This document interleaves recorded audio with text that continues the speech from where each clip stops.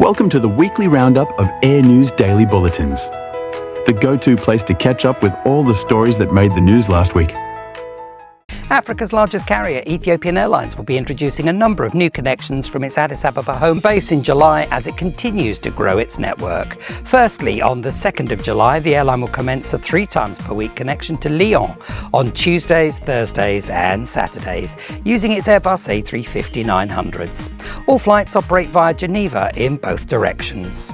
On the 7th of July, a thrice-weekly connection to Salalah in Oman will commence operating on Mondays, Wednesdays and Saturdays on board the carrier's Boeing 737s. From the 12th of July, Addis Ababa will enjoy 3 flights per week to Port Louis, Mauritius, on Wednesdays, Fridays and Sundays on board the carrier's 737 fleet. And finally, Nachala in Mozambique will be served 3 times per week on Tuesdays, Thursdays and Saturdays from the 16th of July on board the airline's 737s.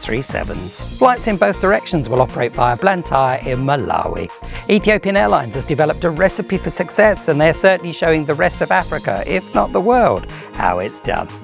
From the 7th of July, low-cost operator Air Arabia will introduce a 3 times per week service from its Abu Dhabi base to Aleppo in Syria. Customers will have a choice of flights on Tuesdays, Thursdays and Saturdays. The carrier has also announced an increase in services from 4 times per week to daily between Abu Dhabi and the Syrian capital Damascus, which take effect from the 1st of July. Shanghai-based China Eastern Airlines has commenced a 3 times weekly service from its Shanghai Pudong base to the Swedish capital Stockholm.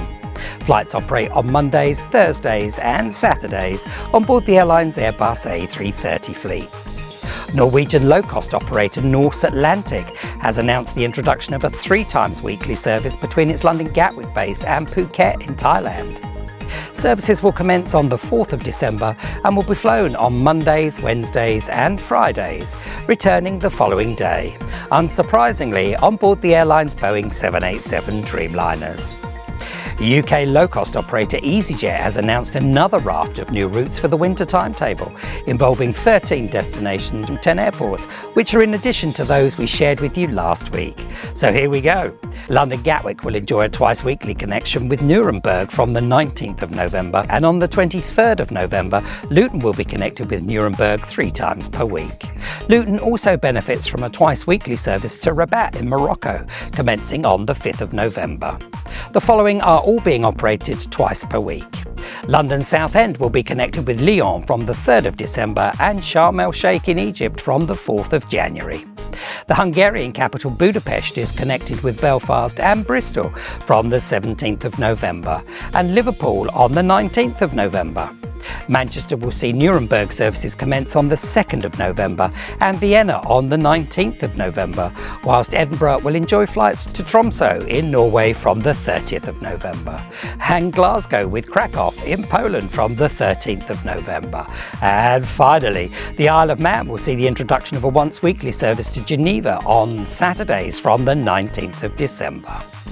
Amman-based Royal Jordanian has commenced a new 4 times per week service between its home base and the Austrian capital Vienna. Flights operate on Mondays, Wednesdays, Fridays and Saturdays using the airline's Airbus A320neo family of aircraft. Scottish regional carrier Logan Air has launched a twice-weekly service between the bailiwick of Jersey and Bordeaux in the southwest of France. Flights operate on Mondays and Fridays using the airline's ATR 72-600 fleet with a flying time of approximately 1 hour and 35 minutes. From the 27th of January next year, US operator Sun Country Airlines will be introducing a twice-weekly service from Eau Claire in Wisconsin to Fort Myers in Florida. Flights will operate on Mondays and Fridays using the carrier's Boeing 737s.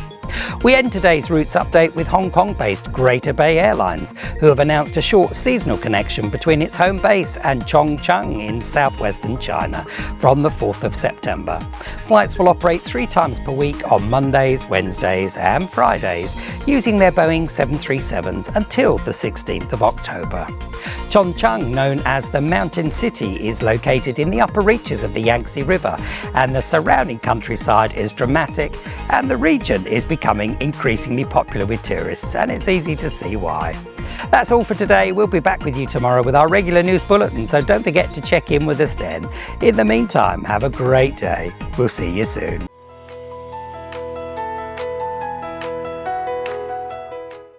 Airbus is celebrating a $9.5 billion purchase agreement at list prices for 25 Airbus A330 NEOs from Shanghai-based China Eastern Airlines.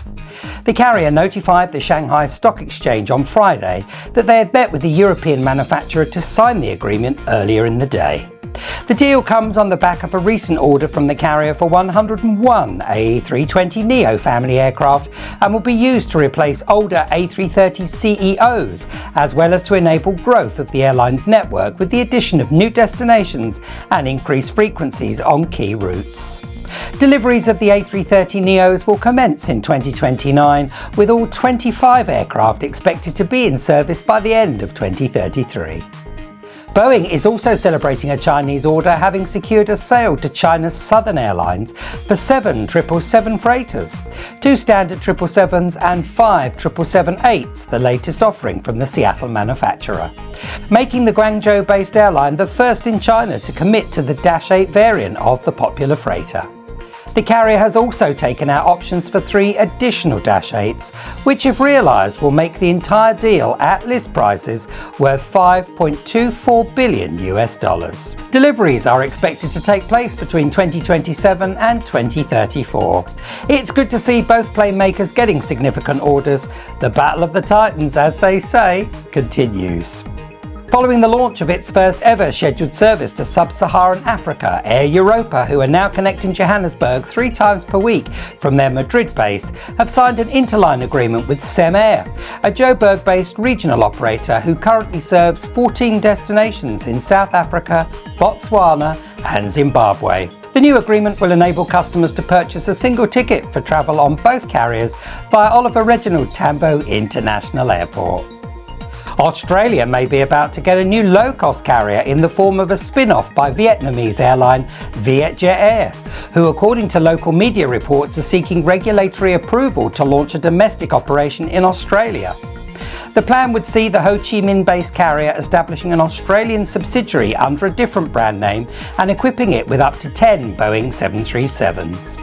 It is believed that the carrier has applied for 2,252 takeoff and landing slots at Sydney's Kingsford Smith Airport, which may well indicate the airline's intention to base the new entrant carrier in Australia's busiest airport. VietJet Air currently flies from Vietnam to Brisbane, Melbourne, Perth and Sydney, so would be able to provide an interline feed to any domestic operation it establishes. Whilst the plan sounds bold and may well be welcome news for some Aussie travellers, experience over the years has shown that competing in the Australian domestic market against Qantas and Virgin Australia is fraught with risk. The likes of Tiger Air, Bonza and more recently Rex are living proof that only the brave or foolhardy choose to accept the challenge. VietJet Air is no stranger to establishing subsidiaries, with one in Thailand and more recently Kazakhstan. So it'll be interesting to see how they fare down under if they are successful in obtaining approval. As the tensions in the Middle East start to ease, airlines are now in the process of planning the resumption of services to the region, to include Philippine Airlines, who have confirmed that from the 2nd of October they intend returning to Dubai from their Manila home base, initially 4 times per week. Services will operate on Mondays, Wednesdays, Fridays and Saturdays, and the carrier has said it hopes to increase to a daily schedule if conditions allow. Here's hoping. And finally, 2026 is proving to be a special year for a lot of aviation businesses, with airlines and airports celebrating significant milestones in their history. And the latest to raise a glass to its longevity is Christchurch International Airport on the South Island of New Zealand, who welcomed their very first international route 75 years ago, when a once-weekly Douglas DC-4 Skymaster, chartered by Tasman Empire Airways, took off for Melbourne on the 29th of June 1950. Yesterday, Kiwi flag carrier Air New Zealand had the honour of marking the 75th anniversary with its NZ213 flight taking off at 6:10 a.m. bound for the Ozzie city. I love that. Thanks for watching. We'll do this all again tomorrow and look forward to seeing you then. In the meantime, remember to stay safe. We'll see you in the morning.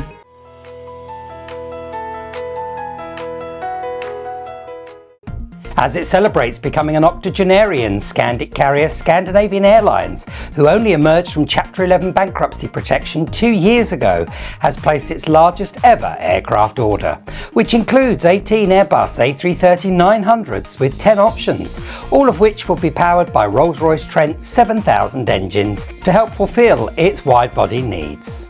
The Stockholm-based flag carrier of Denmark, Norway and Sweden has also agreed to acquire 12 leased A330 CEOs to support operations until the new NEOs arrive. The deal is valued at $10 billion and forms a key element of the carrier's plans to consolidate and expand its long-haul operations from its Copenhagen base. The airline's CEO, Anko van der Werf, said at a press conference that he sees the order as a way for SAS and Scandinavia to reclaim its place in the European hub landscape, where in the past it played a much larger role as a long-haul connector. We couldn't agree more, and in truth are delighted to see the Vikings return to their natural landscape of offering connectivity to the world. How the network expands as the fleet arrives will be fascinating, and we wish the carrier much success with their renewed vigour, no doubt spurred on by their newfound suitor, the Air France KLM Group. Lufthansa Technik, one of the world's largest providers of maintenance, repair and overhaul services, has broken ground on a brand new 55,000 square metre facility south of Porto in Portugal. The new facility will be dedicated to the repair of engine parts and aircraft components and forms part of Lufthansa Technik Portugal's operations on behalf of its parent company, Lufthansa Technik. The construction of the group's latest MRO facility will generate around 700 jobs and is expected to be operational in 2028, providing a vital asset in support of the company's growing number of clients. Turkey's Dalaman Airport achieved a major milestone in its sustainability campaign recently by becoming the first airport terminal globally to meet 100% of its electricity demand solely through rooftop solar installations. The completion of Phase 2 of its rooftop solar power project represents a step change in sustainable airport operations and will no doubt become a source of inspiration for other airports across the globe as they strive to improve their carbon footprints. It proves that it can be done, and in fairness, it's quite remarkable that they have become self-sufficient in terms of electrical power. Senegalese flag carrier Air Senegal has signed an interline agreement with Air France in a move that gives the West African carrier much needed intercontinental reach, having undergone a restructuring plan that saw the carrier cancel its long-haul flying program and returning its Airbus A330 NEOs to lessors. The new agreement will enable Air Senegal customers to enjoy seamless travel via Paris to 10 major European cities, to include Frankfurt, London, Madrid and Rome, as well as Montreal and Toronto in Canada. The cargo division of Korean Air has joined the Freightos digital platform that allows customers to access real-time air cargo rates and capacity on key routes from North America and Europe to Asia. Forwarders operating in these regions will now be able to digitally search, quote, and book shipments instantly across Korean Air's network, which is served by 166 aircraft to include 23 dedicated freighters. Recent newcomer VietJet Air of Saudi Arabia has now opened bookings for 3 further routes on its fledgling network. Malaga in Spain will launch on the 14th of July and run 3 times weekly until the 8th of September. The Malayan capital Kuala Lumpur will commence on the 30th of July, operating thrice weekly. And finally, Dakar in Bangladesh will begin being served from the 7th of August and appears to be a daily service according to the airline's website. We end today with one of the many humanitarian stories that demonstrate that despite geopolitical tensions caused by certain world leaders, when our fellow humans need help, the world rises to the challenge.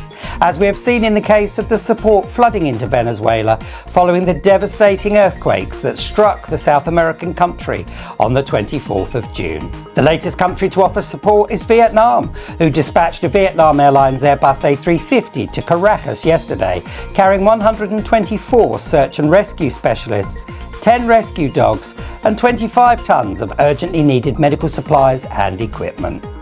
They joined teams from across the world supporting local emergency response groups to deal with the aftermath of the earthquakes, and we salute each and every person lending their support.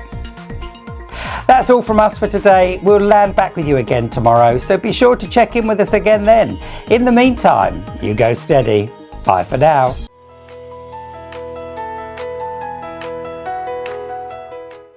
Poland's flag carrier LOT has released its financial results for 2025, which saw it carrying 11.7 million customers, its highest ever number. A 9.4% increase over the previous year, with revenues totalling 10.2 billion Polish zloty, the equivalent of $2.7 billion US, which resulted in a net profit for the Warsaw-based carrier of 350 million zloty or $92.8 million US, representing one of the best years financially for the carrier in the past decade. During 2025, LOT opened 9 new routes and announced 15 more that are in the process of joining the network. The other significant event for the carrier last year was the contract it signed with Airbus for 40 A330 aircraft, which will begin arriving with the carrier during the summer next year. LOT is one of the very few national airlines in Eastern Europe to emerge from the collapse of communism, who have gone from strength to strength. And long may that last. As you can probably tell, I am a bit of a fan of LOT for sure. Lagos-based Air Peace is due to take delivery of its first factory-fresh Embraer E175 from the Brazilian manufacturer on Tuesday. The aircraft will join the carrier's E195-E2s, E145s and 737s, serving domestic and regional routes, and will be used to increase frequency on key domestic links, as well as support the airline with its expansion plans in West and Central Africa. Hawaiian Airlines has unveiled its brand new One World livery, celebrating the 96-year-old's first ever membership of an alliance. The A330 retains the iconic tail, which I must say I am a big fan of, with the One World membership being emblazoned on the first portion of the airframe. The carrier has also added the titles Aloha Apuna Kahunua, which I am reliably told means aloha all around the world in English. Apologies for the poor pronunciation. At the unveiling, the carrier donated $20,000 to 2 local charitable organisations, the Lalani Palace and Polynesian Voyaging Society, who perpetuate Hawaii's culture and traditions. Delta Airlines has increased its investment in facilities for its customers at LAX International, with the opening of Phase 1 of its Delta One lounge. The new lounge is 4,000 square feet in size and designed to accommodate 75 customers, and is located on the mezzanine level of Terminal 2. Customers using the facility can expect an elevated dining experience, as well as access to relaxation and refreshment zones that include 3 showers, 4 cabana-style bathrooms and a premium bar. The carrier says that Phase 2 of its lounge program for LAX should be complete by 2028 and will offer 4 facilities covering 60,000 square feet of space.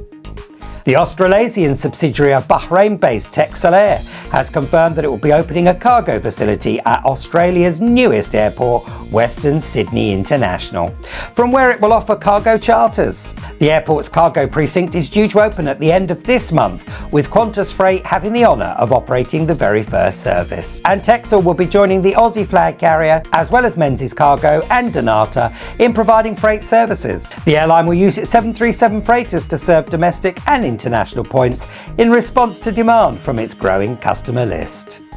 This is an and finally that brought a wry smile to my face as we planned today's bulletin earlier this morning, and I did wonder what it was all about in fairness.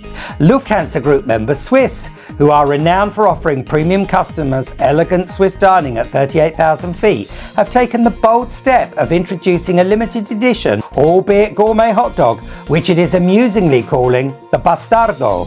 That does make me chuckle.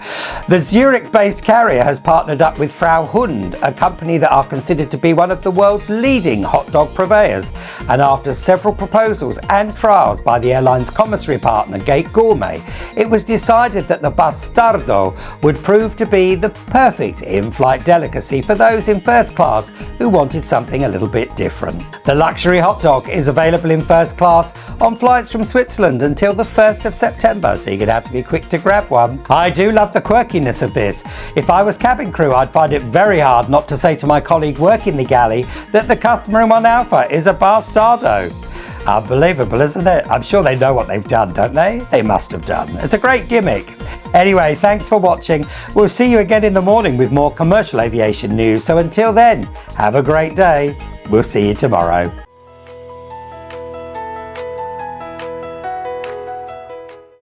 We start today in Chicago, where two of the world's largest airlines have been locked in a battle for supremacy and market share for some time now. American Airlines are turning up the heat on their arch rivals United, with the announcement that they intend introducing a daily non-stop service from the Windy City to Tokyo's Narita Airport at the start of the summer 2027 timetable on the 27th of March next year. The service will operate daily using the carrier's 787 Dreamliners, and whilst the precise schedule isn't yet known, it is highly likely to be similar to one of the two services operated by United, who serve both Haneda and Narita airports from Chicago O'Hare. American will be code-sharing with fellow One World member Japan Airlines on the route. As the liquidators of ultra-low-cost operator Spirit Airlines work through the carrier's viable asset, they have filed to sell the defunct airline's two gates at Atlanta International Airport to resident giant Delta Airlines, who are expected to pay $12 million for gates C4 and C6, providing the deal is approved by New York Southern Bankruptcy Court. Officials representing Spirit stated that the bid from Delta was the best and highest offer to compensate the bankrupt airline's debtors. What this does demonstrate is that airlines' assets, particularly in the United States, are more than just aircraft and engines. Leading aviation bodies, to include Airlines for Europe and IATA, have issued an open letter to Ursula von der Leyen, President of the European Commission, warning that the rollout of the Schengen Entry-Exit System, known commonly as EES, is causing severe operational disruption at airports, with border waiting times reaching up to 5 hours during peak periods. The signatories are urging the European Commission to introduce immediate flexibility measures, including the temporary suspension of EES where passenger numbers exceed border control capacity, especially as the summer travel season heats up. It should be noted, of course, that EES processing rules do allow countries to briefly pause or relax biometric scanning, reverting to manual checks at individual border points to prevent congestion, something the Greeks did exercise during the Easter period for British passport holders. So this open letter, we suspect, is a plea for a blanket endorsement for busy and congested airports to exercise sense without the need to refer back to their individual countries' regulators. Let's hope the Commission responds appropriately and then spends the downtime helping countries to get to grips and, of course, increase staffing and technology to cope. With the weekend just around the corner, it's time for a little self-indulgence. Visit our Air News boutique and feast your eyes on our stylish merch designed to tickle your taste buds. We've got 2 stores packed full of stuff to suit every budget. Grab yourself one of our cool-looking t-shirts, or maybe a hoodie. You could also be a mug and snag one of these little beauts. Or just get carried away in the excitement. You can even give your mobile phone a makeover. Visit airnewsdaily.tv, click on the boutique button and indulge yourself. Go on, you know you want to. Hong Kong's Cathay Pacific becomes the latest airline to confirm its intentions to return to the Middle East, following the war waged on Iran by the US and Israel. From the 1st of August, the airline's cargo division will reintroduce flights to Riyadh, but hasn't indicated when it might resume dedicated freight services to Dubai. However, passenger services to the region will see a daily service to Dubai and 4 flights per week to Riyadh being reintroduced from the 1st of September. It's good to see carriers feeling reassured and resuming services to the region, but this of course hinges on the Trump administration, God help us all, being able to formalise a permanent cessation in hostilities, as the current ceasefire is a temporary measure whilst the US and Iran negotiate final terms. We end today with news from Kinshasa. You may recall a few weeks ago we brought you news that Air Congo had signed an agreement with Ethiopian Airlines for the lease of a Boeing 787 Dreamliner in order to commence operations from its Kinshasa base to Brussels, a route much sought after by Congolese passengers. Well, the aircraft arrived at its new temporary home earlier this week and has already begun services to Brussels, which will operate on Wednesdays, Fridays, Saturdays and Sundays. The company held an arrival ceremony attended by the country's president Felix Tshisekedi and various dignitaries. As you can see from the image, the aircraft has been given a hybrid paint scheme with signs of Ethiopian Airlines evident on the tail. It's great to see Air Congo making the bold decision to spread its wings to Europe, and we hope that with the help of Ethiopian Airlines, they can make this sustainable and perhaps in time expand operations to other European and maybe transatlantic destinations. Thanks for being with us throughout the week. We look forward to seeing you again on Monday when we'll be back with our usual routes update. In the meantime, we hope you have a cracking weekend. I'll be celebrating being 21 again. Oh the Lord, where do the years go? We'll see you next week. You take care. We look forward to seeing you again next week. In the meantime, don't forget to subscribe to Air News Daily to stay up to date with all the latest news from the commercial aviation world.